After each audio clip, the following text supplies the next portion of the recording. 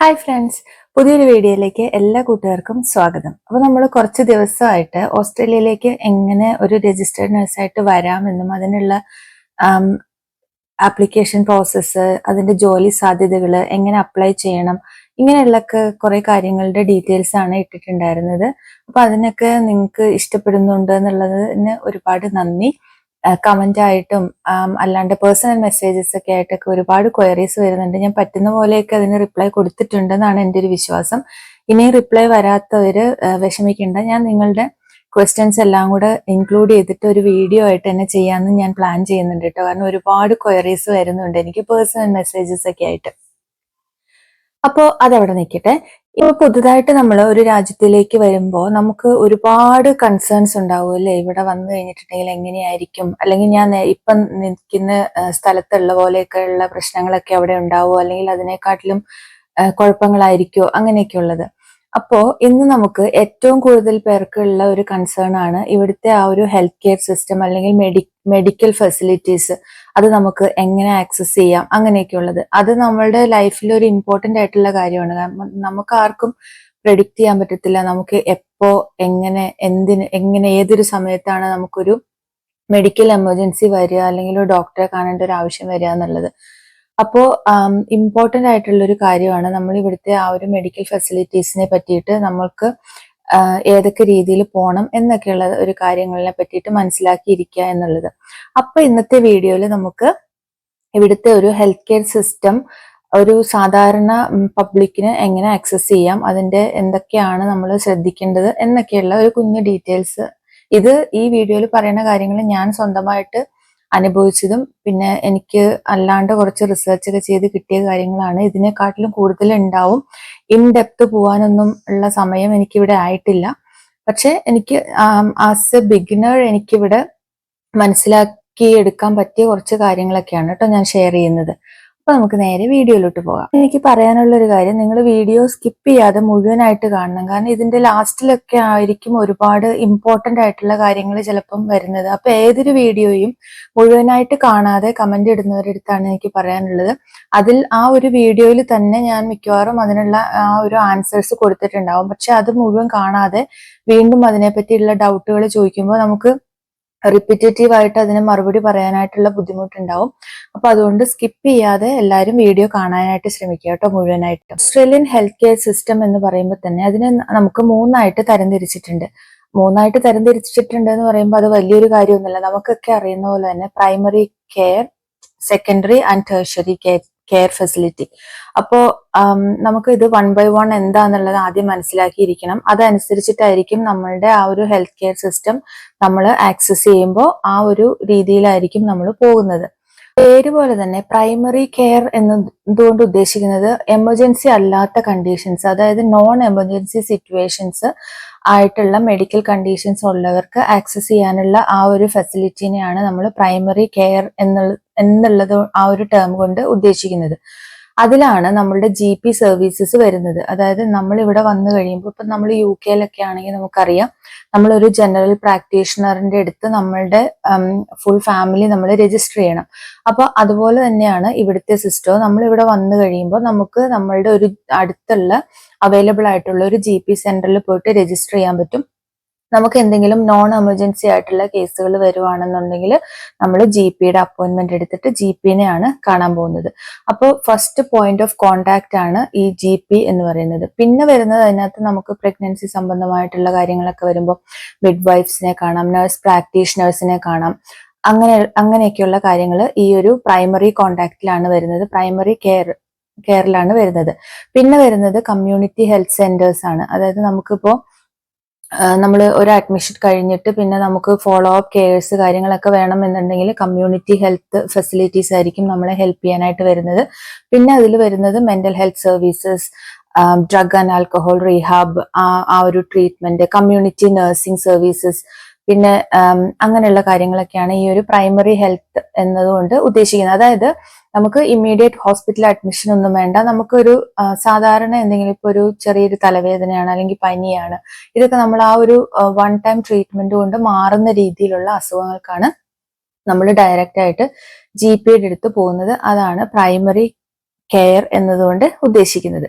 പിന്നെ വരുന്നത് secondary care centres. അതായത് നമ്മൾക്ക് സ്പെഷ്യാലിറ്റി സർവീസുകൾ വേണമെന്നുണ്ടെങ്കിൽ നമ്മളിപ്പം നമുക്കിപ്പോ ഒരു ഫോർ എക്സാമ്പിൾ നമുക്ക് തലവേദനയാണ്. അപ്പൊ നമ്മൾ തലവേദനയായിട്ട് GP കാണാൻ പോയി.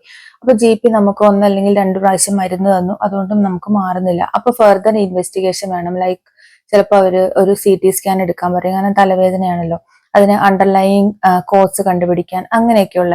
അപ്പോൾ GP നമ്മളെ സ്പെഷ്യാലിറ്റി കെയറിലേക്ക് റെഫർ ചെയ്യും.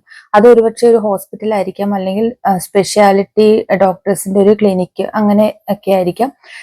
GPയുടെ റെഫറൻസോട് കൂടിയിട്ട് നമ്മൾ വേറൊരു ട്രീറ്റ്മെന്റ് ആക്സസ് ചെയ്യുന്നതിനെയാണ് ഈ ഒരു സെക്കൻഡറി കെയർ എന്നതുകൊണ്ട് ഉദ്ദേശിക്കുന്നത്. അപ്പൊ ഇതിനൊരു എക്സാമ്പിൾ പറയുവാണെന്നുണ്ടെങ്കിൽ, ഇപ്പം ക്യാൻസർ ട്രീറ്റ്മെന്റ് അതൊരു സ്പെഷ്യാലിറ്റി ആണല്ലേ. അപ്പൊ GPയുടെ അടുത്ത് പോയിട്ട് GPക്ക് നമ്മൾ കുഞ്ഞു കുഞ്ഞു സിംറ്റംസ് ആയിട്ടാണ് GPയുടെ അടുത്ത് ചെല്ലുന്നത്. അപ്പൊ നമ്മൾ GP ഡയഗ്നോസ് ചെയ്ത് ഇന്നൊരു കാരണമായിരിക്കാം എന്ന് GPക്ക് ഒരു പക്ഷേ ഡൗട്ട് തോന്നിയിട്ടുണ്ടെങ്കിൽ നമ്മളെ പിന്നെ അതിന്റെ സ്പെഷ്യാലിറ്റി കെയറിലേക്ക് വിടും. അതിലൊന്നാണ് ക്യാൻസർ ട്രീറ്റ്മെന്റ്, പിന്നെ ഡയബറ്റീസ്, അതുപോലെ തന്നെ കിഡ്നി സംബന്ധമായിട്ടുള്ള, റീനൽ സംബന്ധമായിട്ടുള്ള എന്തെങ്കിലും കാര്യങ്ങൾ, ഇതൊക്കെയാണ് സ്പെഷ്യാലിറ്റി എന്നതുകൊണ്ട് ഉദ്ദേശിക്കുന്നത്. പിന്നെ ഈ കാർഡിയോളജി അങ്ങനെയുള്ള കാര്യങ്ങളൊക്കെ, അതൊക്കെ അതായത് അതിനൊക്കെ സ്പെഷ്യലിസ്റ്റ് ലെവൽ കെയർ നമുക്ക് ആവശ്യമുള്ളതാണ്. അപ്പൊ ഒരുപക്ഷെ നമുക്ക് ഹോസ്പിറ്റലിലേക്കായിരിക്കും അതിനുള്ള റെഫറലുകൾ പോകുന്നത്. അപ്പൊ നമ്മൾ അവിടെ ചെല്ലുക, അവരുടെ ട്രീറ്റ്മെന്റ് കാര്യങ്ങൾ ഫോളോ അപ്പ് ചെയ്യുക. വീണ്ടും നമ്മൾ പിന്നെ ഇവര് രണ്ടുപേരും കൂടെ ഒരുമിച്ചായിരിക്കും നമ്മളുടെ കാര്യത്തിൽ വർക്ക് ചെയ്യുന്നത്. അതായത് നമ്മളുടെ GPയും പ്ലസ് ഈ സ്പെഷ്യാലിറ്റി സെന്ററും നമ്മളുടെ ആ ഒരു ഫോളോ അപ്പ് ട്രീറ്റ്മെന്റിൽ ഇൻവോൾവ് ആയിരിക്കും. അപ്പോൾ ഈ ഒരു 2 ലെവൽ ഓഫ് കെയർസ് മനസ്സിലായി എന്ന് വിചാരിക്കുന്നു. ഇനി നമുക്ക് ടേർഷ്യറി കെയർ എന്നതുകൊണ്ട് എന്താ ഉദ്ദേശിക്കുന്നതെന്ന് നോക്കാം. അതായത് super speciality, multi speciality, hospital admissions വേണ്ട കാര്യങ്ങളിലാണ് ടേർഷ്യറി കെയർ എന്ന് പറയുന്നത്. അതായത് ഇപ്പൊ നമുക്ക് പെട്ടെന്ന് നമുക്ക് എന്തെങ്കിലും ഒരു വയ്യായിക വന്നു, അപ്പൊ നമുക്ക് ഇപ്പൊ കാർഡിയാക് സംബന്ധമായിട്ടുള്ള അല്ലെങ്കിൽ ഹൃദയ സംബന്ധമായിട്ടുള്ള എന്തെങ്കിലും ഒരു അസുഖങ്ങൾ വന്നു, അപ്പൊ അതിന് നമ്മൾ GPയുടെ അടുത്ത് പോയി സമയം അങ്ങനെ വേസ്റ്റ് ആക്കത്തില്ല. അതിന് പകരം നമ്മൾ നേരെ ഹോസ്പിറ്റൽ എമർജൻസിയിലേക്കാണ് പോവുക. അപ്പോൾ അങ്ങനെയുള്ള, അതായത് കോംപ്ലക്സ് ആയിട്ടുള്ള കേസുകൾ, ഡയഗ്നോസിസുകൾ, അതിപ്പോ ഗ്രാജുവൽ ഡയഗ്നോസിസ് ആണെങ്കിലും അതല്ല അക്യൂട്ട് ആയിട്ട് പെട്ടെന്ന് വന്ന ഒരു സംഭവം ആണെന്നുണ്ടെങ്കിലും ആ ഒരു ലെവൽ ഓഫ് കെയർ മാറിപ്പോകും. അതായത് അക്യൂട്ടായിട്ട് നമുക്ക് അത്യാവശ്യമായിട്ട് പല കൈൻഡ് ഓഫ് ട്രീറ്റ്മെന്റുകൾ നമുക്ക് വേണ്ട ഒരു ആവശ്യഘട്ടത്തിലാണ് ഈ ഒരു ഹോസ്പിറ്റലുകളിലേക്ക് നമ്മൾ ട്രീറ്റ്മെന്റ് എടുക്കാനായിട്ട് പോകുന്നത്. അപ്പൊ അതിനുള്ള എക്സാമ്പിൾ പറയുകയാണെങ്കിൽ, നമുക്ക് ഇപ്പം ഞാൻ പറഞ്ഞ പോലെ എമർജൻസി ആയിട്ട് ഇപ്പൊ നമുക്ക് ചെസ്റ്റ് പെയിൻ വന്നു, നമുക്ക് പെട്ടെന്ന് തന്നെ അതിന്റെ കാര്യങ്ങൾ ചെയ്യേണ്ടതായിട്ടുണ്ട്, ആൻജിയോഗ്രാഫി, പിന്നെ CAV, ഓപ്പൺ ഹാർട്ട് സർജറീസ്, അങ്ങനെയൊക്കെ പോകുമ്പം അത് ഒരു സൂപ്പർ സ്പെഷ്യാലിറ്റി ഹോസ്പിറ്റലിലായിരിക്കും ആ ഒരു കെയർ നടക്കുന്നത്. പിന്നെ ആക്സിഡൻസ്, അതുപോലെ കുഞ്ഞു പിള്ളേരുടെ കാര്യങ്ങൾ, അതൊക്കെ അങ്ങനെയൊക്കെ വരുമ്പോൾ നമുക്ക് എന്തായാലും ആ ഒരു മൾട്ടി സ്പെഷ്യാലിറ്റി ഹോസ്പിറ്റൽ കെയറിലാണ് ഈ ബാക്കി ട്രീറ്റ്മെന്റുകൾ നടക്കുന്നത്. പിന്നെ വൺസ് നമ്മൾ അവിടുന്ന് ഡിസ്ചാർജ് ആയി കഴിഞ്ഞിട്ടുണ്ടെങ്കിൽ ഒരുപക്ഷെ നമ്മളെ സ്പെഷ്യാലിറ്റിയിലേക്കോ അതല്ല എന്നുണ്ടെങ്കിൽ വീണ്ടും GP സർവീസിലേക്കോ റെഫർ ചെയ്യുന്നതായിരിക്കും. അപ്പൊ ഇതാണ് ഇവിടുത്തെ ആ ഒരു ഹെൽത്ത് കെയർ സിസ്റ്റം എന്ന് പറയുന്നത്. അപ്പോൾ നമ്മളിവിടെ മെയിൻ ആയിട്ട് കോൺസെൻട്രേറ്റ് ചെയ്യാൻ പോകുന്നത് ഈ ഒരു GP സർവീസ് എങ്ങനെയാണ് നമുക്ക് ഇവിടെ വർക്ക് ചെയ്യണേ എന്നുള്ളതാണ് കേട്ടോ. അപ്പൊ ഈ ഒരു കുഞ്ഞു കാലയളവിൽ എനിക്ക് മനസ്സിലായ ഒരു കാര്യം, കാരണം ഞങ്ങൾക്ക് ഇവിടെ വന്നു കഴിഞ്ഞപ്പോൾ ഒരു അത്യാവശ്യം നമുക്ക് ഡോക്ടറെ കാണേണ്ട ഒരു ആവശ്യം വന്നു കഴിഞ്ഞപ്പോൾ നമ്മൾ ഒരുപാട് പേരുടെ അടുത്ത് കൺസൾട്ട് ചെയ്യേണ്ട വന്നു, ഇത് എങ്ങനെയാണ് ഇവിടുത്തെ ഈ ഒരു കാര്യങ്ങൾ നടക്കുന്നതെന്ന് അറിയാനായിട്ട്. അപ്പോ ഞാൻ വിചാരിച്ചു ഇതിനെ പറ്റിയിട്ടൊരു ക്ലിയർ ആയിട്ടുള്ള ഒരു വീഡിയോ ഇടുകയാണെന്നുണ്ടെങ്കിൽ ഭാവിയിൽ ആർക്കെങ്കിലും ഒക്കെ ഉപകാരപ്പെട്ടേക്കുമെന്ന്. അപ്പൊ അതുകൊണ്ടാണ് കേട്ടോ. അപ്പോൾ നമുക്ക് ഇവിടുത്തെ GP സിസ്റ്റം എങ്ങനെയാന്നുള്ളത് നോക്കാം. അപ്പൊ GP സിസ്റ്റം എന്ന് പറയുമ്പോൾ തന്നെ നമ്മൾ ആദ്യം ജസ്റ്റ് ഒന്ന് ബ്രീഫ്ലി ഡിസ്കസ് ചെയ്തിട്ടുണ്ടായിരുന്നു. ആ ഒരു പ്രൈമറി കെയർ ഫെസിലിറ്റി ആണ് GP സെന്റർ എന്ന് പറയുന്നത് എന്നതുകൊണ്ട് ഉദ്ദേശിക്കുന്നത് എന്നുള്ളത്. അപ്പോ ഈ GP സർവീസസിൽ ഇൻക്ലൂഡ് ആവുന്ന കുറച്ച് കാര്യങ്ങൾ എന്ന് പറഞ്ഞു കഴിഞ്ഞാൽ നമ്മളുടെ ഓൺഗോയിങ് ട്രീറ്റ്മെന്റുകൾ, അതായത് ഇപ്പൊ നമുക്ക് റെഗുലർ ആയിട്ട് നമ്മൾ എന്തെങ്കിലും മെഡിക്കേഷൻസ് കഴിക്കുന്നുണ്ട്, ഫോർ എക്സാമ്പിൾ ഇപ്പം ബ്ലഡ് പ്രഷറിനുള്ള മെഡിസിൻ അല്ലെങ്കിൽ ഡയബറ്റീസ് മെഡിസിൻസ്, ഇതിന്റെയൊക്കെ ആ ഒരു റെഗുലർ ഫോളോ അപ്പും അതിന്റെ പ്രിസ്ക്രിപ്ഷൻ കാര്യങ്ങൾ തരുന്നതൊക്കെ GP ആണ്. അതുപോലെ തന്നെ മൈനർ ആയിട്ടുള്ള എന്തെങ്കിലും കേസുകൾ ഉണ്ടെന്നുണ്ടെങ്കിൽ അത് GP ആണ് നമുക്ക് തരുന്നത്.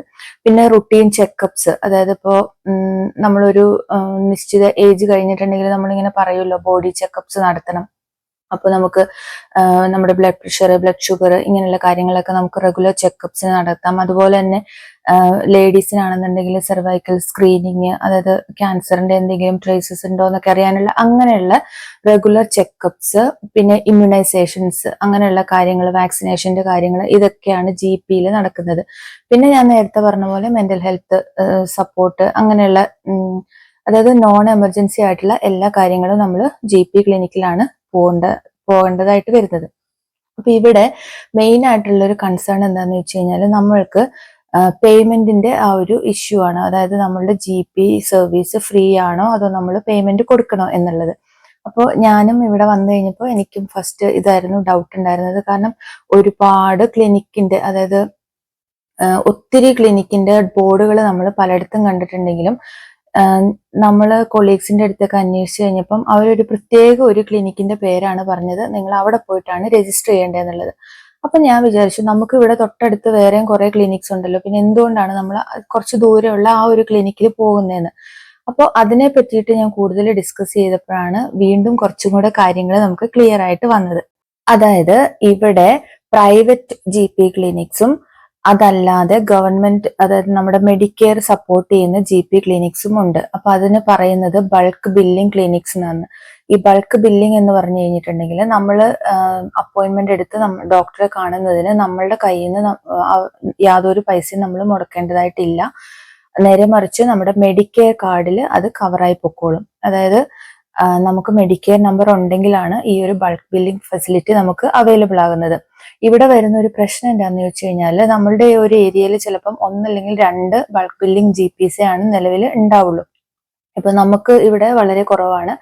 അപ്പോൾ അവിടുത്തെ ആ ഒരു വെയിറ്റിംഗ് പീരീഡ്, അല്ലെങ്കിൽ അപ്പോയിന്റ്മെന്റ് കിട്ടാനുള്ള ആ ഒരു വെയിറ്റിംഗ് പീരീഡ് ഭയങ്കര കുറവായിരിക്കും.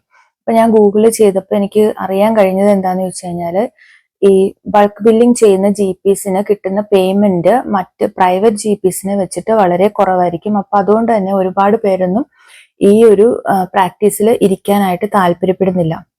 അപ്പൊ അതുകൊണ്ട് തന്നെ നമുക്ക് വെയിറ്റിംഗ് പീരീഡ് ഒരുപാട് കൂടുതലായിരിക്കും. കാരണം ഡോക്ടേഴ്സിന്റെ എണ്ണം കുറവായിരിക്കും. ഈ ഒരു ഫെസിലിറ്റി ആക്സസ് ചെയ്യുന്ന ആളുകളുടെ, അല്ലെങ്കിൽ കസ്റ്റമേഴ്സിന്റെ, അല്ലെങ്കിൽ പേഷ്യൻസിന്റെ എണ്ണം കൂടുതലായിരിക്കും. അപ്പോൾ അതുകൊണ്ടാണ് ഈ ഒരു ബൾക്ക് ബില്ലിംഗ് GPയിൽ നമുക്ക് അപ്പോയിന്റ്മെന്റ് കിട്ടാനായിട്ട് ഡിലേ ആവുന്നത്. അപ്പൊ നമുക്ക് വന്നു കഴിയുമ്പോൾ, മെഡിക്കെയർ കാർഡ് കിട്ടി കഴിയുമ്പോൾ നമുക്ക് നമ്മളുടെ അടുത്തുള്ള ബൾക്ക് ബില്ലിംഗ് GPയിൽ പോയിട്ട് രജിസ്ട്രേഷൻ എടുത്തിടാം. എത്രയും പെട്ടെന്ന് ചെയ്യുന്നോ അത്രയും പെട്ടെന്ന് നമ്മൾ അവിടെ രജിസ്റ്റേർഡ് ആകും. അത് കഴിയുമ്പോൾ നമുക്ക് അവരുടെ കൺഫർമേഷൻ കാര്യങ്ങളൊക്കെ വരും. നമ്മൾ അവരുടെ അണ്ടറിൽ രജിസ്റ്റേർഡ് ആയി എന്ന് പറഞ്ഞിട്ട് വരും. പിന്നെ നമുക്ക് പ്രശ്നം എന്താന്ന് വെച്ച് കഴിഞ്ഞാൽ നമുക്കിപ്പോൾ ഒരു പനി അല്ലെങ്കിൽ നമുക്ക് ആന്റിബയോട്ടിക് വേണം എന്നുള്ള ഒരു കണ്ടീഷൻ ആണെന്ന് നമുക്ക് തോന്നിയിട്ടുണ്ടെങ്കിൽ ഡോക്ടറിന്റെ അപ്പോയിന്റ്മെന്റ് കിട്ടാനായിട്ട് കുറച്ചധികം വെയിറ്റ് ചെയ്യേണ്ടതായിട്ട് വരും ബൾക്ക് ബില്ലിംഗ് GPയിൽ. അപ്പോൾ അതാണ് ഇവിടുത്തെ ആ ഒരു ഫസ്റ്റ് കാറ്റഗറി എന്ന് പറയുന്നത്. അപ്പോൾ രണ്ടാമത്തേതാണ് പ്രൈവറ്റ് GP. പ്രൈവറ്റ് GP എന്ന് പറഞ്ഞിട്ടുണ്ടെങ്കിൽ പേര് പോലെ തന്നെ അത് പ്രൈവറ്റ് ആയിട്ട് ഇപ്പം ഒരു പ്രത്യേക വ്യക്തി അല്ലെങ്കിൽ ആ ഒരു ഫെസിലിറ്റി ഏറ്റെടുത്ത് നടത്തുന്നതായിരിക്കും. അപ്പോൾ അവിടെ നമ്മൾ പേയ്മെന്റ് കൊടുക്കേണ്ടതായിട്ട് വരും. ഇവിടെ ഞങ്ങൾക്ക് അടുത്തായിട്ട് ഉള്ളതിൽ ഒരു 90% പ്രൈവറ്റ് GP ക്ലിനിക് സെന്ററുകളാണ് ഉള്ളത്. അപ്പൊ അതുകൊണ്ടാണ് നമ്മളുടെ അടുത്ത് നമ്മുടെ കൊളീഗ്സ് പറഞ്ഞത് ആ ഒരു ബൾക്ക് ബില്ലിംഗ് GPയിലാണ് നമ്മൾ രജിസ്ട്രേഷൻ ചെയ്യേണ്ടതെന്നുള്ളത്. പക്ഷെ നമുക്കൊരു എമർജൻസി വന്നു കഴിയുമ്പോൾ നമുക്ക് ഡോക്ടറെ കാണാതിരിക്കാൻ പറ്റത്തില്ലല്ലോ. ഒന്നെങ്കിൽ നമ്മൾ എമർജൻസി ഡിപ്പാർട്ട്മെന്റിൽ പോകണം, അതല്ല എന്നുണ്ടെങ്കിൽ GPനെ കാണാനായിട്ട് നമ്മൾ പ്രൈവറ്റ്ലി പോകണം. അപ്പോൾ അവരുടെ ബില്ലിംഗ് എങ്ങനെയാന്ന് വെച്ച് കഴിഞ്ഞിട്ടുണ്ടെങ്കിൽ അവര് ഓരോ ഡോക്ടേഴ്സിനും ഓരോ എമൗണ്ട് ആണ് ചാർജ് ചെയ്യണമെന്നാണ് എനിക്ക് അറിയാനായിട്ട് കഴിഞ്ഞിട്ടുള്ളത്. അതായത് ആ ഡോക്ടേഴ്സ് എത്രത്തോളം ചാർജ് ചെയ്യുന്നോ ആ ഒരു എമൗണ്ട് നമ്മൾ കൺസൾട്ടേഷൻ ഫീസായിട്ട് അവിടെ കൊടുക്കേണ്ടതായിട്ടുണ്ടാവും. അപ്പോൾ ഇതിൽ കുറച്ച് കൺസെഷൻ കാര്യങ്ങളൊക്കെ നമുക്ക് ഒരുപക്ഷെ മെഡിക്കെയർ റീഫണ്ടിന് നമ്മൾ എലിജിബിൾ ആണോ എന്നുള്ളത് ട്രൈ ചെയ്ത് നോക്കാം. പക്ഷെ അത് എത്രത്തോളം പ്രാക്ടിക്കൽ ആണ് എന്നുള്ളത് എനിക്ക് അറിയില്ല. പക്ഷെ അതിൽ നമ്മൾ സെർച്ച് ചെയ്യുമ്പോൾ അങ്ങനെയൊക്കെ കാണുന്നുണ്ട്. നമുക്ക് റിബേറ്റ് അപ്ലൈ ചെയ്യാം. അപ്പൊ നമുക്ക് ഒരുപക്ഷെ ഒരു പെർസെൻറ്റേജ് നമ്മൾ കൊടുത്ത ഫീസിന്റെ ഒരു പെർസെൻറ്റേജ് നമുക്ക് റീഫണ്ട്, അതായത് മെഡിക്കെയറിലേക്ക് നമുക്ക് അങ്ങനെ പൊയ്ക്കോളും എന്ന് കേൾക്കുന്നുണ്ട്. പിന്നെ കൺസെഷൻ കാർഡുകൾ ഉള്ളവർക്ക് ഈ ഒരു പ്രൈവറ്റ് GPയുടെ ട്രീറ്റ്മെന്റ് ഫ്രീ ആയിരിക്കും എന്ന് കേൾക്കുന്നുണ്ട്. അല്ലെങ്കിൽ അതിനകത്തൊരു നിശ്ചിത എമൗണ്ട് ഫ്രീ ആയിട്ട് അവർക്ക് കിട്ടുന്നുണ്ടാവും. കുറച്ച് മാത്രം അവർ പേയ്മെന്റ് കൊടുത്താൽ മതിയായിരിക്കും.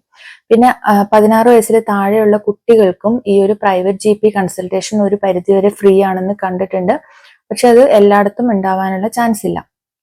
അതല്ല എന്നുണ്ടെങ്കിൽ എന്തെങ്കിലും നമുക്ക് ഫൈനാൻഷ്യൽ ഡിഫിക്കൽട്ടീസ് ഉണ്ടെന്നുള്ള സർട്ടിഫിക്കറ്റ് കാര്യങ്ങൾ, നമ്മളിപ്പോൾ വർക്ക് ചെയ്യാനായിട്ട് നമുക്ക് പറ്റുന്നില്ല, അങ്ങനെയൊക്കെയുള്ള സർട്ടിഫിക്കറ്റ്സ് കാര്യങ്ങൾ, കൺസെഷൻ കാർഡുകൾ, അങ്ങനെയൊക്കെ ഉള്ളവർക്കാണ് ഈ ഒരു പ്രൈവറ്റ് GPനെ പൈസ കൊടുക്കാതെ കാണാനായിട്ട് പറ്റത്തുള്ളൂ. അതല്ല എന്നുണ്ടെങ്കിൽ നമ്മൾ അവരുടെ കൺസൾട്ടേഷൻ ഫീസ് പേയ്മെന്റ് ചെയ്യേണ്ടതായിട്ട് വരുന്നുണ്ട്.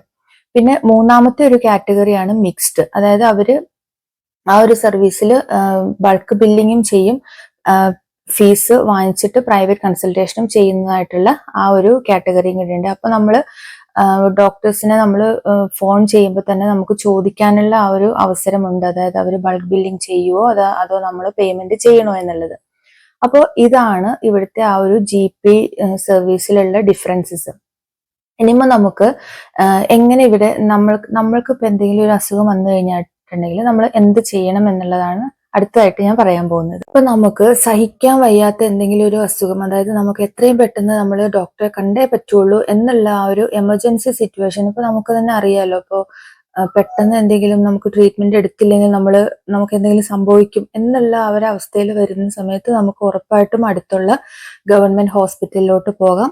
നമ്മളുടെ മെഡിക്കെയർ കാർഡ് വെച്ചിട്ട് നമുക്ക് അവിടുത്തെ ട്രീറ്റ്മെന്റ് ആക്സസ് ചെയ്യാനായിട്ട് പറ്റും. പക്ഷെ പ്രശ്നം എന്താണെന്ന് വെച്ച് കഴിഞ്ഞാൽ ഒരുപാട് വെയിറ്റിംഗ് ടൈം ഉണ്ടാവും.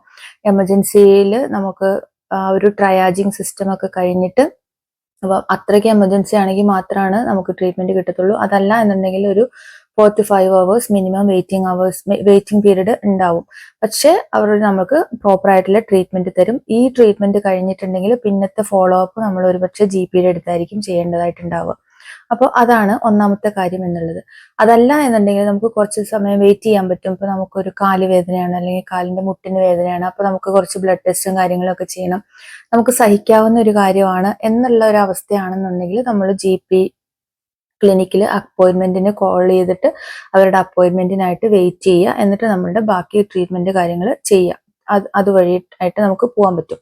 അപ്പോൾ അതാണ് രണ്ടാമത്തെ കാര്യം. ഇനി മൂന്നാമത്തെ കാര്യം എന്ന് പറയുന്നതാണ്, നമുക്ക് പ്രൈവറ്റ് ഇൻഷുറൻസ് ഉണ്ട് എന്നുണ്ടെങ്കിൽ നമുക്ക് ഇവിടുത്തെ പ്രൈവറ്റ് ഹോസ്പിറ്റലിന്റെ എമർജൻസി ഡിപ്പാർട്ട്മെന്റിലേക്ക് ഡയറക്റ്റ് ആയിട്ട് പോകാൻ പറ്റും. അപ്പോൾ അത് വളരെ സ്ട്രെയിറ്റ് ഫോർവേഡ് ആണ്. ഇൻഷുറൻസ് ക്ലെയിം നമുക്ക് കിട്ടും.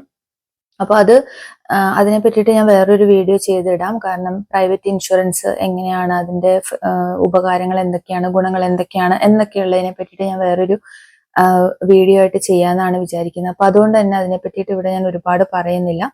അപ്പൊ നമുക്ക് അവിടെ പോയിട്ട് ആ ഒരു ട്രീറ്റ്മെന്റ് ആക്സസ് ചെയ്യാനായിട്ട് പറ്റും. അത് നമ്മൾ ഇൻഷുറൻസ് ഇല്ല എന്നുണ്ടെങ്കിൽ നമുക്ക് ഒരുപാട് നമ്മുടെ കയ്യിൽ നിന്നുള്ള പൈസ ചെലവാകും. അപ്പോൾ ഇൻഷുറൻസ് കാർഡ് ഉള്ളവര് പ്രൈവറ്റ് ഹോസ്പിറ്റലിലേക്ക് പോയിട്ട് നമുക്ക് ട്രീറ്റ്മെന്റ് എടുക്കാവുന്നതാണ്. അതല്ല എന്നുണ്ടെങ്കിൽ നമുക്ക് പ്രൈവറ്റ് GPയുടെ അപ്പോയിന്റ്മെന്റ്, കാരണം ഞാൻ പറഞ്ഞ പോലെ തന്നെ പ്രൈവറ്റ് GPയുടെ കൺസൾട്ടേഷൻ ടൈം കിട്ടാനായിട്ട് വളരെ എളുപ്പമാണ്. കാരണം അവിടെ ഒരുപാട് തിരക്ക് എപ്പോഴും ഉണ്ടാവില്ല. അപ്പം ഒരു പക്ഷെ നമുക്ക് വിളിക്കുന്ന അന്ന് തന്നെ അല്ലെങ്കിൽ ആ ഒരു സമയത്ത് തന്നെ ഡോക്ടറെ കാണാനുള്ള ഒരു ഫെസിലിറ്റി ഉണ്ടാവും. അപ്പൊ നമ്മൾ നേരെ ഡോക്ടറെ കാണുക, അവിടുന്ന് നമുക്ക് ആവശ്യമായിട്ടുള്ള ട്രീറ്റ്മെന്റ് എടുക്കുക. അപ്പോൾ ഞാനിപ്പോ എനിക്കൊരു ആവശ്യത്തിന് ഞാൻ പോയ GPയുടെ ചാർജ് എന്ന് പറയുന്നത് $100 to $200 ആയിരുന്നു പെർ വിസിറ്റ്. അപ്പൊ അത് ഡിപ്പെൻഡ് ചെയ്തിരിക്കും. അതായത് നമുക്ക് എന്ത് തരത്തിലുള്ള ട്രീറ്റ്മെന്റ് ആണ് ഡോക്ടർ തന്നിട്ടുള്ളത് എന്നൊക്കെ അനുസരിച്ചിട്ട്, അല്ലെങ്കിൽ എത്ര സമയം നമ്മളെ നോക്കി, ആ ഒരു കൺസൾട്ടേഷൻ ടൈം, അതൊക്കെ നോക്കിയിട്ടാണ് അവർ ആ ഒരു എമൗണ്ട് ചാർജ് ചെയ്യുന്നത്. അപ്പൊ ഞാൻ കണ്ടത് പ്രൈവറ്റ് GPനെയാണ്. അത് എന്തിനാണ്, എന്തായിരുന്നു എന്നൊക്കെ ഉള്ളത് ഞാൻ വഴിയെ പറയാം. അപ്പോൾ ആ ഒരു പ്രൈവറ്റ് GPനെ കണ്ടപ്പോൾ എനിക്ക് ആദ്യത്തെ കൺസൾട്ടേഷനിൽ എനിക്ക് ചെറിയൊരു ട്രീറ്റ്മെന്റ് അവിടെ തന്നെ ചെയ്തിട്ടുണ്ടായിരുന്നു. അപ്പൊ അതിന് ഒരു $180 ആയിട്ടുണ്ടായിരുന്നു. രണ്ടാമത് പോയപ്പോൾ $100 ആണ് ആയിട്ടുണ്ടായിരുന്നത്. അപ്പൊ അത്രയും ആ ഒരു എമൗണ്ട് അവർ വാങ്ങിക്കും. പക്ഷെ നമുക്ക് അപ്പൊ തന്നെ നമ്മളുടെ കാര്യങ്ങൾക്ക്, അവിടെ പ്രശ്നങ്ങൾക്ക് അവിടെ പരിഹാരമായി. നമ്മൾ ബൾക്ക് ബില്ലിംഗ് GPനെ നോക്കിയിരുന്നിട്ടുണ്ടെങ്കിൽ ചിലപ്പോൾ ഈ 2025 ഡോക്ടറെ കണ്ടോണമെന്ന് ഇല്ല, അത്രയ്ക്ക് ബിസിയാണ് അവര്. കാരണം നമ്മളുടെ ആ ഒരു അവസ്ഥ എന്ന് പറയുന്നത് അത്രത്തോളം സീരിയസ് അല്ല എന്നുണ്ടെങ്കിൽ നമ്മളെ ഹോസ്പിറ്റലിലും നോക്കത്തില്ല. അപ്പോൾ അതാണ് ഇതിനകത്തെ ആ ഒരു വ്യത്യാസം വരുന്നത്. അപ്പോൾ അതാണ് ഈ ബൾക്ക് ബില്ലിംഗ് GPയും നമ്മുടെ പ്രൈവറ്റ് GPയും തമ്മിലുള്ള മെയിൻ ആയിട്ടുള്ള ഡിഫറൻസ്. നമുക്ക് പെട്ടെന്ന് ഡോക്ടറെ കാണാനായിട്ട് പറ്റും. പിന്നെ നമ്മൾ ഇപ്പൊ എന്തായാലും നമുക്ക് ഇവര് മെഡിക്കേഷൻസ് എഴുതുമല്ലോ, അപ്പൊ ഇതൊന്നും നമുക്ക് ഫ്രീ ആയിട്ട് കിട്ടത്തില്ല. നമ്മളുടെ മെഡിക്കെയർ കാർഡ് വെച്ചിട്ട് നമുക്കൊരു കൺസെഷൻ കിട്ടുന്നുണ്ട്. അതായത് ഇത്ര പെർസെൻറ്റേജ് നമുക്ക് കൺസെഷൻ കിട്ടുന്നുണ്ടെങ്കിലും നമ്മളൊരു ചെറിയ എമൗണ്ട് ആ മെഡിസിൻസ് ലോക്കൽ ഫാർമസിയിൽ പോയിട്ട് വാങ്ങിക്കുമ്പോൾ നമുക്ക് ആ ഒരു മരുന്നിന്റെ പൈസയും കൂടെ ആവുന്നതായിരിക്കും. പിന്നെ കുറച്ച് പേർക്ക് ഡൗട്ട് ഉണ്ടാവും, അതായത് ഞാൻ ഇതിന്റെ മുന്നേ നമ്മൾ ഇവിടെ വന്ന ഉടനെ ചെയ്യേണ്ട കാര്യങ്ങളെ പറ്റിയിട്ടുള്ള വീഡിയോയിൽ ഞാൻ പറഞ്ഞിട്ടുണ്ടായിരുന്നു. മെഡിക്കെയർ കാർഡ് നമ്മൾ വരുമ്പോൾ തന്നെ അപ്ലൈ ചെയ്യുന്നതായിരിക്കും എന്തുകൊണ്ട് നല്ലത്, നമ്മൾ എലിജിബിൾ ആണെങ്കിൽ കേട്ടോ. PR ഉള്ളവർക്കാണ് മെഡിക്കെയർ കിട്ടുന്നത്. അപ്പൊ ഈ മെഡിക്കെയർ അപ്ലൈ ചെയ്ത് കഴിഞ്ഞാലുള്ള ഗുണം എന്താന്ന് വെച്ച് കഴിഞ്ഞാൽ നമുക്ക് പെട്ടെന്ന് എന്തെങ്കിലും, അല്ലെങ്കിൽ നമുക്കോ അല്ലെങ്കിൽ നമ്മുടെ കുട്ടികൾക്കോ എന്തെങ്കിലും വയ്യായിക വന്നിട്ടുണ്ടെങ്കിൽ നമുക്ക് നേരെ നമ്മുടെ എമർജൻസി ഡിപ്പാർട്ട്മെന്റിൽ പോകാൻ പറ്റും. അതായത് ഗവൺമെന്റ് ഹോസ്പിറ്റലിന്റെ എമർജൻസി ഡിപ്പാർട്ട്മെന്റിൽ പോയിട്ട് ട്രീറ്റ്മെന്റ് എടുക്കാനായിട്ട് പറ്റും. അപ്പൊ അവർക്ക് ഇൻ കേസ് നമ്മുടെ കയ്യിൽ കാർഡ് ഇല്ല, പക്ഷെ നമ്മൾ അപ്ലൈ ചെയ്തിട്ടുണ്ടെന്നുണ്ടെങ്കിൽ നെക്സ്റ്റ് വർക്കിംഗ് ഡേയിൽ നമ്മൾ മെഡിക്കെയറിലോട്ട് വിളിച്ചു കഴിഞ്ഞിട്ടുണ്ടെങ്കിൽ അവർ നമ്മളുടെ പേപ്പർ വർക്ക് ക്ലിയർ ആക്കി തരും. അപ്പൊ നമ്മളുടെ ട്രീറ്റ്മെന്റ് ഫ്രീ ആയിട്ട് നമുക്ക് കിട്ടുന്നതായിരിക്കും. അപ്പോൾ അതൊരു ഇമ്പോർട്ടൻ്റ് ആയിട്ടുള്ള കാര്യമാണ്. നമ്മൾ വന്നു കഴിഞ്ഞിട്ടുണ്ടെങ്കിൽ ഉടനെ തന്നെ അത് ചെയ്തു വെക്കുക എന്നുള്ളത്, മെഡിക്കെയറിന്റെ ആപ്ലിക്കേഷൻ. അതല്ല ഇപ്പോൾ വർക്ക് വിസയിലൊക്കെ വരുന്നവരാണെന്നുണ്ടെങ്കിൽ പ്രൈവറ്റ് ഇൻഷുറൻസ് എടുത്തിട്ട് തന്നെ വരാനായിട്ട് നോക്കുക. അത് എടുക്കേണ്ടത് അത് ഭയങ്കര ഇമ്പോർട്ടൻ്റ് ആണ്. നമ്മുടെ ഹെൽത്ത് ആണ്, നമുക്ക് എപ്പോൾ എന്ത് സംഭവിക്കും എന്നുള്ളത് നമുക്ക് ആർക്കും പ്രെഡിക്റ്റ് ചെയ്യാനായിട്ട് പറ്റത്തില്ല. അപ്പോൾ നമ്മൾ ആ ഒരു പ്രൈവറ്റ് ഇൻഷുറൻസിന്റെ പൈസ പോകുന്നതിനെ പറ്റിയിട്ട് വറി ചെയ്തിട്ട് കാര്യമില്ല. ഇത്രയും ഒരു സിസ്റ്റത്തിനെ പറ്റിയിട്ട് ഒരു ബ്രീഫ് ആയിട്ടുള്ള ഐഡിയ കിട്ടിയെന്ന് തന്നെ ഞാൻ വിശ്വസിക്കുന്നു. ഇനി എന്തെങ്കിലും ഡൗട്ടുകൾ കാര്യങ്ങളോ ഉണ്ടെന്നുണ്ടെങ്കിൽ നിങ്ങൾ കമന്റ് ആയിട്ടോ അല്ലെങ്കിൽ പേഴ്സണൽ മെസ്സേജ് ആയിട്ടോ ഇട്ടിട്ടുണ്ടെങ്കിൽ എനിക്കറിയാവുന്ന കാര്യങ്ങൾ ഞാൻ പറഞ്ഞു തരുന്നതായിരിക്കും. ഇതുപോലെയുള്ള ഇൻഫോർമേറ്റീവ് ആയിട്ടുള്ള വീഡിയോസുമായിട്ട് വീണ്ടും വരാം. അതുവരേക്കും എല്ലാവർക്കും bye. Thank you for watching and thank you so much for supporting me and accepting me. Bye bye. Take care.